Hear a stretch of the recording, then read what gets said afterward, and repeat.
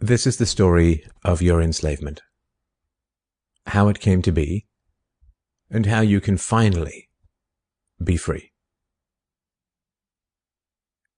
Like all animals, human beings want to dominate and exploit the resources around them. At first, we mostly hunted and fished and ate off the land, but then something magical and terrible happened to our minds. We became, alone among the animals, afraid of death and of future loss. And this was the start of a great tragedy and an even greater possibility. You see, when we become afraid of death, of injury and imprisonment, we become controllable and so valuable in a way that no other resource could ever be. The greatest resource for any human being to control is not natural resources or tools or animals or land, but other human beings.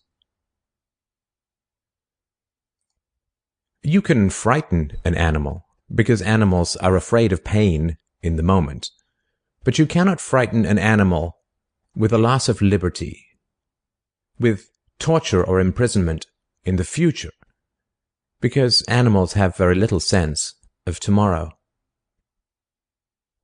You cannot threaten a cow with torture or a sheep with death. You cannot swing a sword at a tree and scream at it to produce more fruit, or hold a burning torch to a field and demand more wheat. You cannot get more eggs by threatening a hen, but you can get a man to give you his eggs by threatening him. This human farming has been the most profitable and destructive occupation throughout history, and it is now reaching its destructive climax. Human society cannot be rationally understood until it is seen for what it is: a series of farms where human farmers own human livestock. Some people get confused because governments provide healthcare and water and education and roads, and thus imagine that there is some benevolence at work. Nothing could be further from the reality. Farmers provide healthcare and irrigation and training to their livestock. Some people get confused because we are allowed certain liberties and thus imagine that our governments protect our freedoms. But farmers plant their crops a certain distance apart to increase their yields, and will allow certain animals larger stalls or fields if it means they will produce more meat and milk. In your country, your tax farm, your farmer grants you certain freedoms, not because he cares about your liberties, but because he wants to increase his profits. Are you beginning to see the nature of the cage you were born into? There have been 4 major phases of human farming. The first phase in ancient Egypt was direct and brutal human compulsion. Human bodies were controlled, but the creative productivity of the human mind remained beyond the reach of the whip and the brand and the shackles. Slaves remained woefully underproductive and required enormous resources to control. The second phase was the Roman model, wherein slaves were granted some capacity for freedom, ingenuity, and creativity, which raised their productivity. This increased the wealth of Rome, and thus the tax income of the Roman government, and with this additional wealth Rome became an empire, destroying the economic freedoms that fed its power, and collapsed. I'm sure that this does not seem entirely unfamiliar. After the collapse of Rome, the feudal model introduced the concept of livestock ownership and taxation. Instead of being directly owned, peasants farmed land that they could retain as long as they paid off the local warlords. This model eventually broke down due to the continual subdivision of productive land and was destroyed during the enclosure movement when land was consolidated and hundreds of thousands of peasants were kicked off their ancestral lands because new farming techniques made larger farms more productive with fewer people. The increased productivity of the later Middle Ages created the excess food required for the expansion of towns and cities, which in turn gave rise to the modern democratic model of human ownership. As displaced peasants flooded into the cities, a huge stock of cheap human capital became available to the rising industrialists. And the ruling class of human farmers quickly realized that they could make more money by letting their livestock choose their own occupations. Under the democratic model, direct slave ownership has been replaced by the mafia model. The mafia rarely owns businesses directly, but rather sends thugs around once a month to steal from the business owners.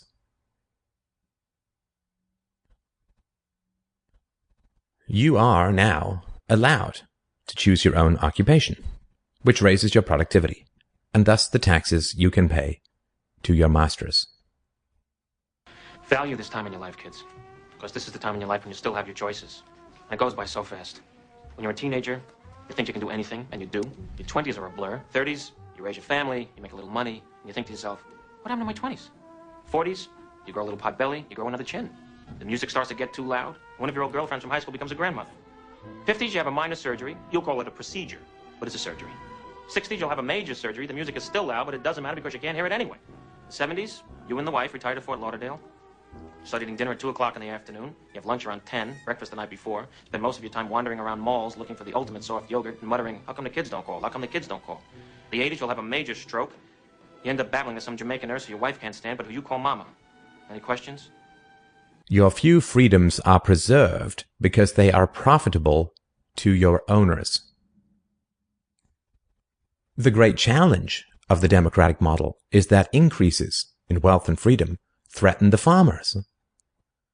The ruling classes initially profit from a relatively free market in capital and labor, but as their livestock become more used to their freedoms and growing wealth, they begin to question why they need rulers at all. Well, nobody ever said that human farming was easy. Keeping the taxed livestock securely in the compounds of the ruling classes is a three-phase process. The first is to indoctrinate the young through government, quote, education. As the wealth of democratic countries grew, government schools were universally inflicted in order to control the thoughts and souls of the livestock. The second phase is to turn citizens against each other through the creation of dependent livestock. It is very difficult to rule human beings directly through force, and where it can be achieved, it remains cripplingly underproductive, as can be seen in North Korea. Human beings do not breed well or produce efficiently in direct captivity. But if human beings believe that they are free, then they will produce much more for their farmers. The best way to maintain this illusion of freedom is to put some of the livestock on the payroll of the farmer. Those cows that become dependent on the existing hierarchy will then attack any other cows who point out the violence, hypocrisy, and immorality of human ownership. Officers positioned Grant face first on the floor with one officer near his head, a second near his back, and a third officer standing nearby. There appeared to be a brief struggle. Then, a 2-year veteran BART officer stands, draws his weapon, and fires.